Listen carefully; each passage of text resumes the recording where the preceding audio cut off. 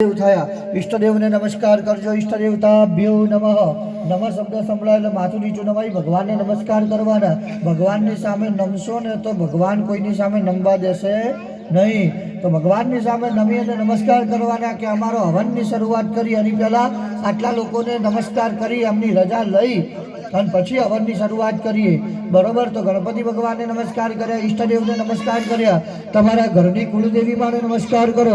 કુળદેવતાભ્યો નમઃ। તમારા ગામના દેવી આગા બેસો, થોડા બધા આગા બેઠા, દૂર બેસો થોડા, બસ। ગ્રામ દેવતા સમસ્ત ગામના દેવી દેવતાઓને નમસ્કાર કરો। ગ્રામ દેવતાભ્યો નમઃ।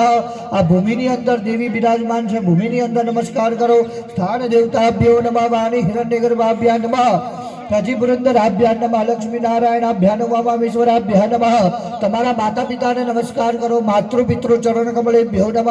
તમારા ગુરુ મહારાજ ગોર મહારાજને નમસ્કાર કરો। ગુરુભ્યો નમઃ। ગૌર દેવતાભ્યો નમઃ। બ્રાહ્મણેભ્યો નમો નમઃ। સર્વેભ્યો દેવેભ્યો નમો નમઃ। કર્મ પ્રધાન દેવી સુંદા ચામુંડા દેવીએ નમો નમઃ। નમસ્કાર નમસ્કરોમિ सुंदा देवी चामुंडा देवी तथा च बहुचर देवी नमो नमः।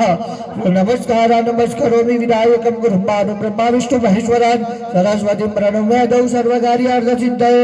बोलने जनाय बोलवानु मम सर्व कार्य अर्थ सिद्धये।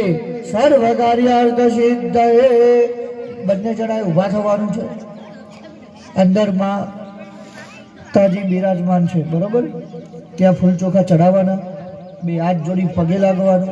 હે માતાજી, અમને આ હવન કરવાની રજા આપો। માતાજીનો હવન કરવા માટે પણ માતાજીની રજા માંગવી પડે। તો બંને જણા ઊભા થઈ અને માતાજીની આગળ ફૂલ ચોખા ચડાવી દેવાના અને બે હાથ જોડી પગે લાગજો અને માતાજીને કહેજો કે હવનની અંદર હાજરી આપજો અને હવન કરવાની રજા આપો।